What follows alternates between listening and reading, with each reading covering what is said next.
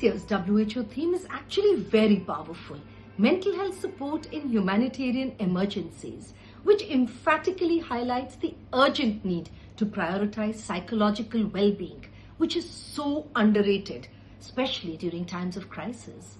Being a clinical psychologist, my initiative at Happiness Studio of building resilience in crisis is a structured program based on best practices from trauma psychology, disaster response management, and humanitarian mental health frameworks. So after the first step of ensuring basic needs and security is rendered, we come to our initiative, which starts with 1. Strengthening social connections. Umpteen psychological research has ascertained that social support is the single strongest protective factor against trauma. So we work towards facilitating community gatherings, peer group meetups, and collective activities. We encourage mutual listening and shared rituals that restore belonging. Next, we also promote psychological aid, where we train responders and community members with main pointers. The third strategy is to strengthen coping skills. We mentor adaptive coping mechanisms over harmful ones like substance abuse or withdrawal. We teach grounding, breathing, and relaxation exercises, along with offering stress management, problem solving, and decision making workshops. One very good valuable aid is promoting journaling, art, and storytelling for expression of their distress. And most important focus is to foster hope and meaning. As research indicates that after trauma, people rebuild resilience through purpose. So we cognitively allow people to find a new meaning in their lives using many mediums like storytelling or nukkar nataks or theatre to highlight recovery and courage. But I must mention that our USP is our specialized services for people with severe trauma that has led to mental health concerns and PTSDs, where we provide accessible mental health support through online counseling, offline counseling, community skills, and even mental health camps to ensure counseling reaches those in need.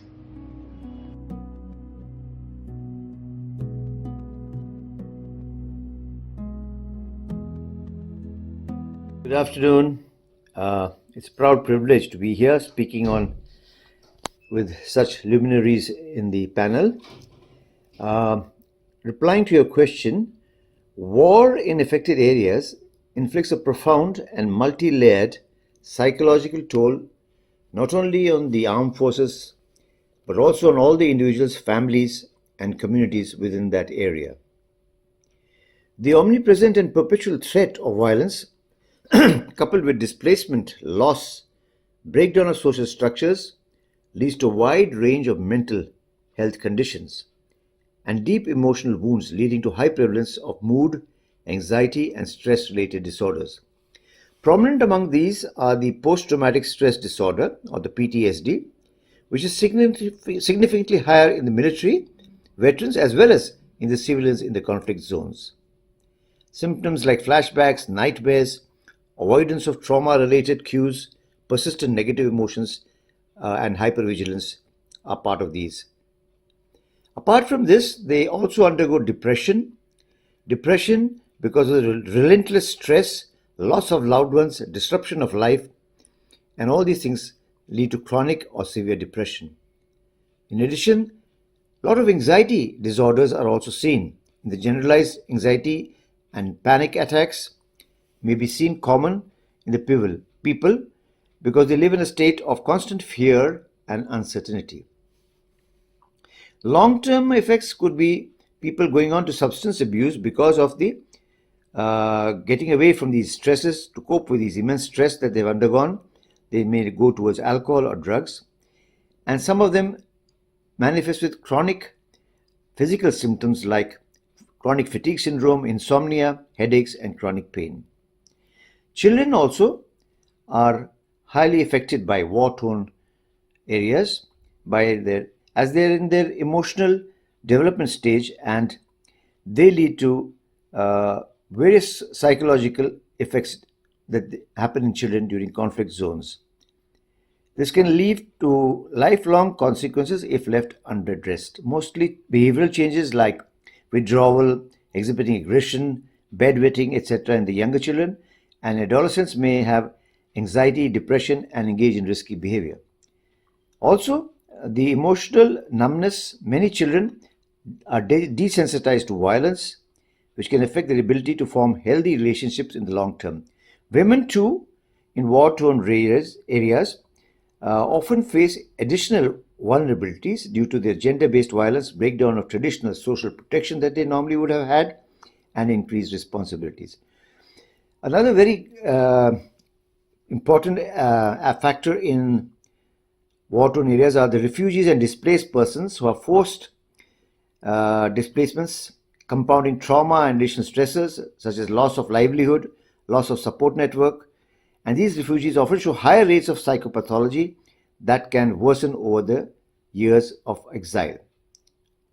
These effects of war torn are not temporary and can create lasting damage to individuals and community well being also, because of the erosion of trust, the violence, and betrayal experienced in the conflicts.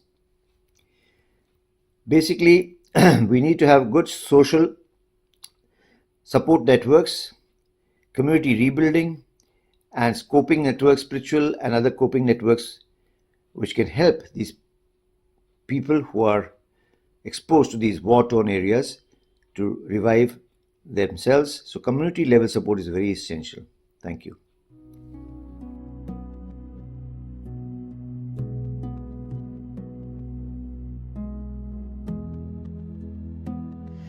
Thank you so much for giving me an opportunity to express myself on this topic. When we talk about humanitarian crisis, whether it is man-made or it is natural, or it is due to a natural cause like floods, droughts, rainfall, or there is an epidemic of a disease, or whether it is, as I told, कि man-made war है, कोई forceful displacement of population है, these all things have certain factors which are quite common, which make the people and population more susceptible towards the mental health illnesses. These factors are that entire population have suffered a great loss, whether it is in term of loss of loved ones or loss of infrastructure. There is associated uncertainty towards what is going to happen currently or in the future as well. There is the complete breakdown of social support. There is lack of access to healthcare needs. Basic needs of like food and shelter is also being compromised. So all these social psychological factors are contributory to make a population or certain amount of people susceptible to mental health illnesses. Now when we talk about mental health illnesses which can be seen in humanitarian crisis, the impact can be seen immediately and also in a long run. When we talk about immediate or acute effects, we see acute stress reaction which can be manifested like hyperarousal response, confusion. Certain time people are in denial what is happening. There is a feeling of helplessness regarding their current situation about the future. Then we have shock कि क्या हो गया है अचानक से इतना सब कुछ कैसे लॉस हो गया. We have hyperarousal reaction as I told already. There are going to be associated physical symptoms which can be like headache, fatigue, palpitation, gastrointestinal disturbances. Behavioral symptoms can be in terms of avoiding the contact with other people who are even approaching for help. Along with that, due to the discontinuation of supply chain, substance के जो patient है उनमें withdrawal के symptoms भी देखने को मिल सकते हैं. Moving a step forward, when recovery phase starts, though the time of the disaster has passed, but still the symptoms of post-traumatic stress disorder in terms of recall or reliving of the same situation, nightmares, vivid imagery, again startle and hyperarousal, avoiding the places, being contained to self. Now more अगर एक step और आगे जाते हैं, then the PTSD can be converted into complex PTSD, can further move towards the depressive disorder and associated anxiety symptoms, anxiety disorder. इसके साथ साथ coping mechanism faulty हो जाती है. पीपल में subject themselves towards use of substance, जो आगे जाके सब्सटेंस डिपेंडेंस के रूप में प्रेजेंट कर सकता है. Again the vulnerable population of the society, whether they are women, children and elderly, they are in more danger. Elderly being neglected, being isolated, उनकी फिजिकल हेल्थ ऑलरेडी कॉम्प्रोमाइज है, एक डर बैठे रहना कि आगे मेरी हेल्थ का क्या होना है. They are more susceptible for mental health illnesses. Patient है, फीमेल पेशेंट है, इफ शी इज प्रेग्नेंट तो peripartum postpartum associated complication. Children का separation anxiety, neglect, school refusal insert आगे वाले टाइम में देखने को मिलेगा. And also children and female are, कोई भी नेचुरल या मैन मेड डिजास्टर होता है, मोर ससेप्टेबल टू ट्रैफिकिंग वाला जो पार्ट है. They might be susceptible to sexual violence, physical abuse, और domestic abuse is also one of the outcome of disaster. Talking about a population जिनमें already pre existing mental health illness है, वो लोग more susceptible हो जाते हैं relapse के, because of the situation and also because of the lack of treatment.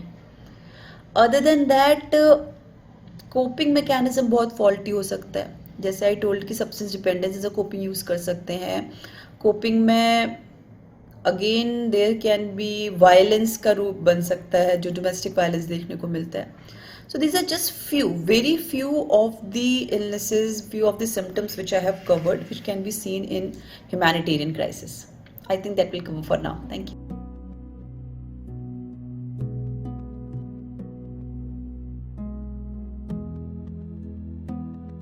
Good afternoon, everyone. World Mental Health Day wishes. I'm Dr. Manu Manoharan. I'm a consultant perinatal psychiatrist in London. I'm so glad and delighted to join the global panelists for this World Mental Health Day. This year's theme is about mental health in time of crisis. Any crisis, whether it's a natural disaster or war or conflict, it's a major shock to the system. It's important that we focus on mental recovery of people along with other sorts of recovery, because mental health forms the cornerstone of recovery in these times. It helps people find safety, hope and connection at the time of crisis.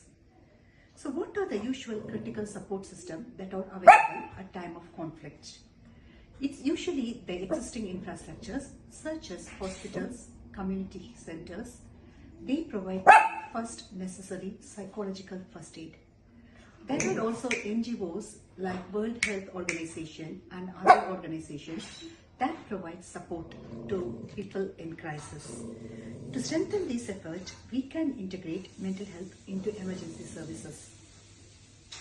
Role of social and community support, it's also very invaluable in this time of emergencies.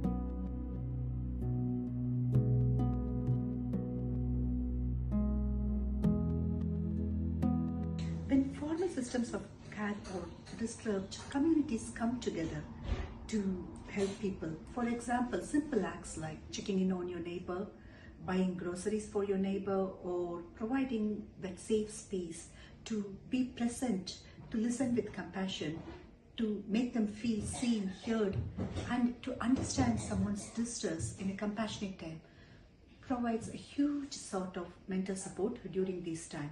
So communities are the lifeline. When there are crises, communities become the clinic, and compassion becomes the medicine that we use. These connections remind us that mental health is not just about the medications we give, it's about belonging and shared humanity. From a human to human, having that kindness and compassion is so important.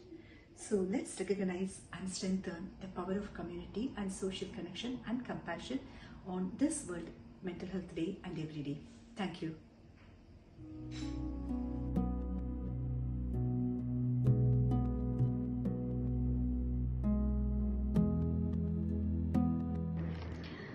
Well, if you talk about hierarchy of needs in a disaster, then the basic level needs like food, water and shelter have to be fulfilled first.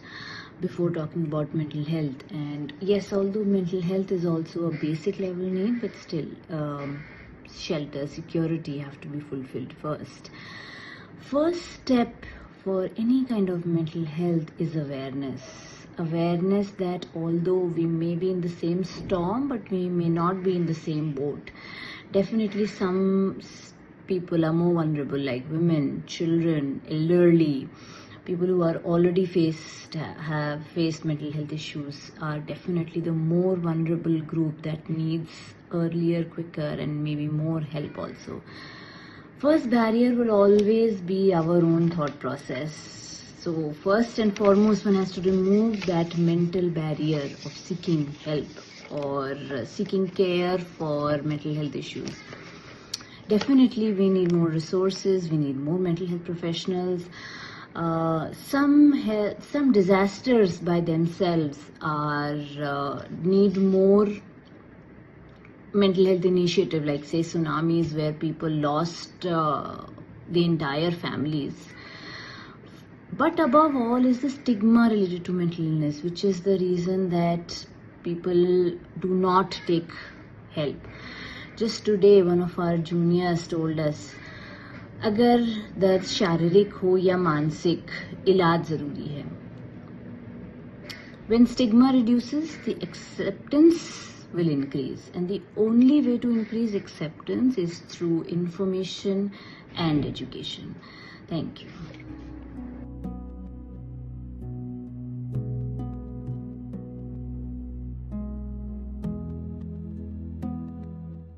Hello, and thank you for giving me this opportunity to speak out our perspectives from the ground level.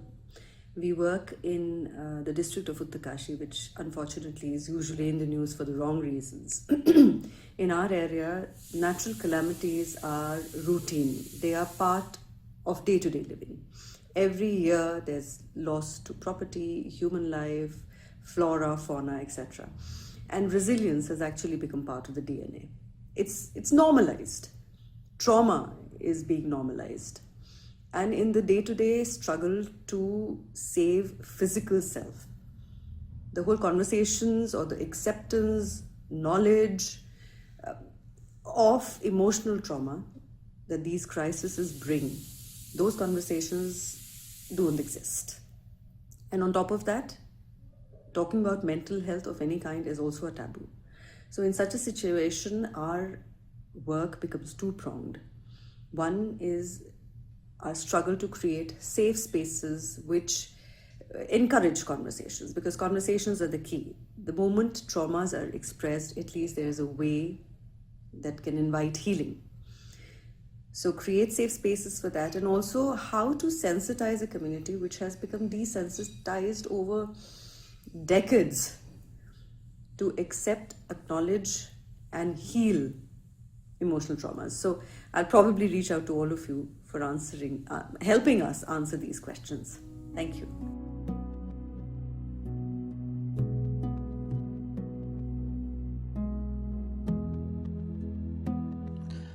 I have been a sufferer of bipolar mood disorder since the last 20 to 25 years, and it has been a real torture for me, as the problems have been only compounded by being in different kinds of stages, from depression to mania and mania to depression. I have been helped by many people, including my friends, family members, and doctors. The main friend has been by the doctor. I was in America for 3 months, and my wife sent me back to India because she said that I was doing all kinds of rubbish things, which was absolutely wrong, and I had proved her wrong. My friend, my doctor, Macheswala in India, he gave me ECTs in 12 in number and assured me that I would be back to normal and back on my feet.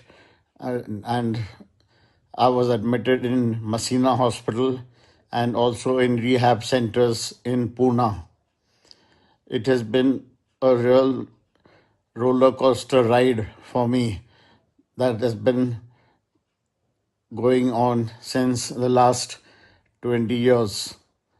I have also been helped by Dr. Bhavna Barmi and her team, who have been relentlessly been in behind me and removing all my doubts day in and day out every week by making me help in and helping me and removing all my doubts. I have also been in all kinds of jobs in and out, and now by the grace of God I have got back my government job and have been promoted as deputy civil surgeon new Mewat since the last 8 years. These 8 years have also been very good, and my have been supported relentlessly by my civil surgeons, 7 to 8 in number. If I go on and on and on, it'll be the entire hours and hours, and people will have tears in their eyes. My wife is in the USA with my son, and now the stage has come that we just part ways, and hopefully we should part ways without any problems or without any hiccups. Thank you.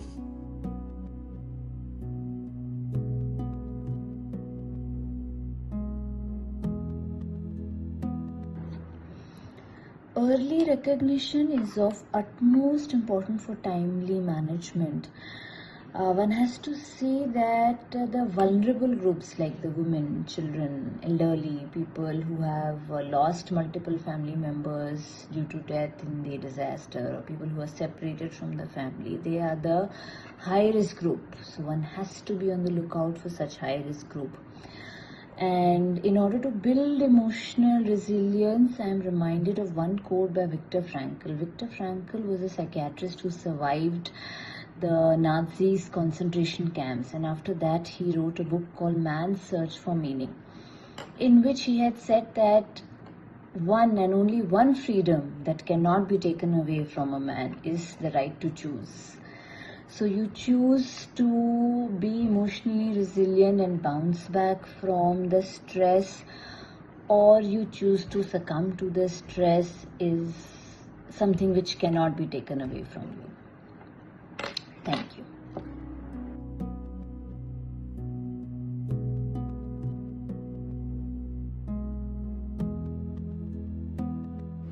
Thank you so much for this question, ma'am. So, in this book, we have dedicated a whole chapter to resilience. And the reason was that we had written this book just post COVID, and we all know that COVID was a physical health crisis, also mental health crisis. So, in this crisis situation, we thought that discussing about resilience is the most important thing. So, scientifically speaking, resilience can be at an individual level or at a social level.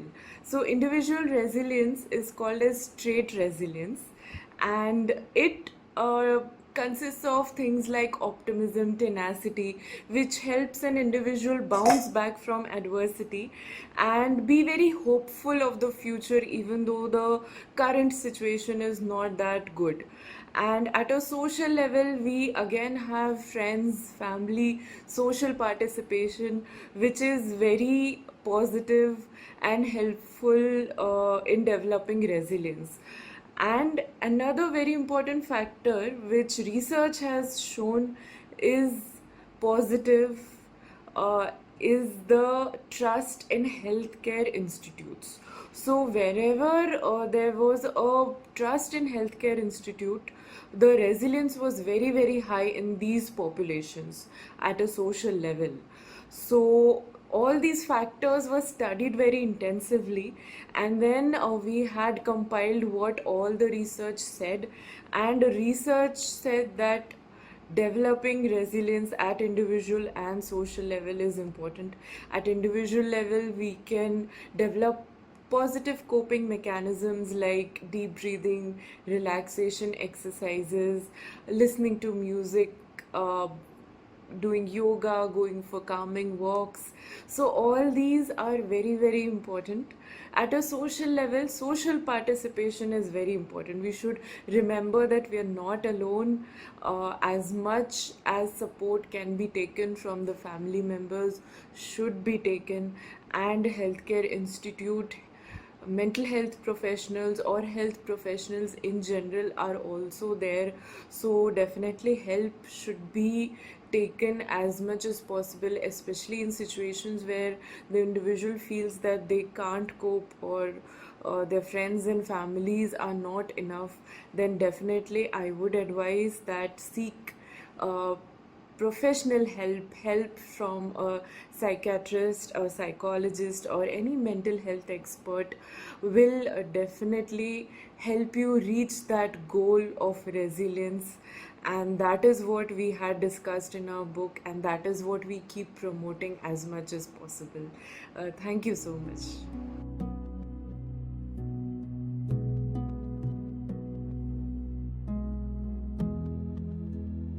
Noon.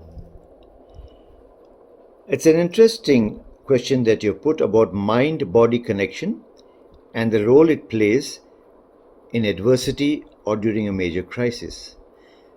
The human mind and the body work together.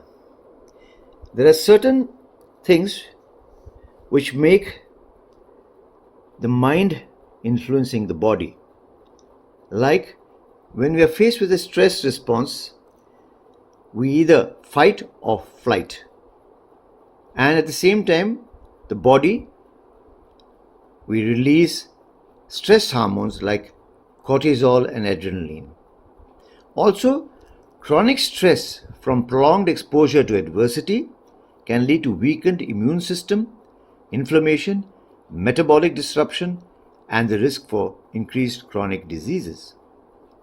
However, on the other hand, a positive mental status, cultivating positive emotions such as gratitude, hope, and optimism, can enhance immune function and promote overall well being, counteracting the effects of stress.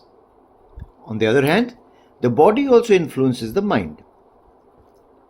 Physical sensations are signals recognizing physical signs of stress like a fast heartbeat or a tense muscle allows for timely intervention to manage emotional states.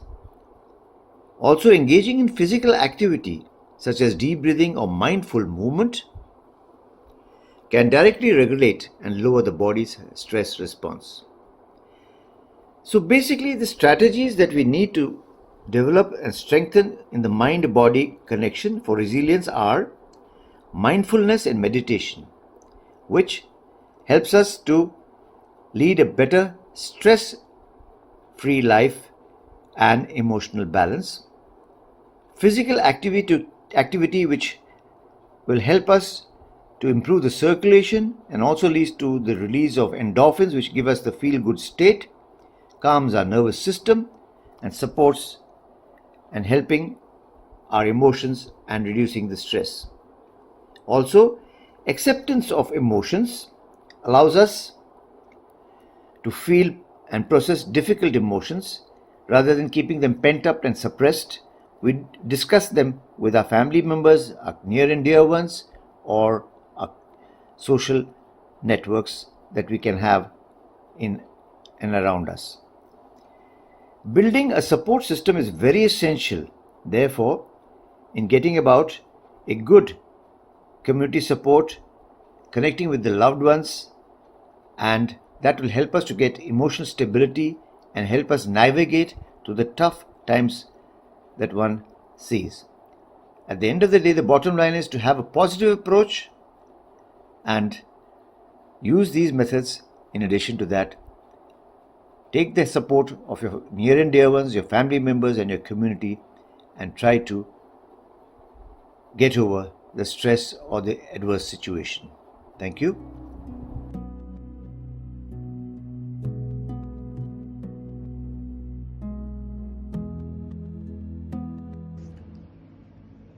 Recovering emotionally and rebuilding resilience after a crisis requires strategies that address both immediate and long-term needs. Psychosocial support plays a vital role by addressing emotional and psychological factors. One key approach is psychological first aid, which provides immediate compassionate support during emergencies. Happiness Studios' PFA approach includes look for ensuring safety, listen to allow people to express, comfort by offering reassurance and to be present with empathy, connect is facilitating links to support networks, and support where we provide basic things like even mental and emotional counseling. By following these steps, psychosocial support helps individuals regain a sense of safety, healing, and strengthens coping mechanisms. At the community level, it fosters collective resilience, enabling people to recover, adapt, and rebuild their lives after a crisis. In addition, other evidence-based approaches include community engagement through peer groups, workshops, and interactive activities like Nukkad Nataks, which reduce isolation and promote collective coping. Very important are the skill-based resilience trainings, which equip individuals with problem-solving, adaptive thinking, and goal-setting abilities, empowering them to manage uncertainty effectively. Creative expression, such as journaling, art, music, or storytelling, provides outlets for emotional processing while also bringing about awareness. Together, these approaches enable individuals and communities to not only recover from crisis but also engage and become stronger, more adaptable, and resilient for the future. Serves as a powerful reminder that mental well-being is fundamental to our overall health and productivity. Let us foster a culture where open conversations about mental health are welcomed. Support is readily available, and seeking help is seen as a strength, not a weakness. Take a moment to check in with yourself and with others. I thank each one of you for being here to support the cause. Wishing each one of you and your near and dear ones the very best of emotional and mental health always.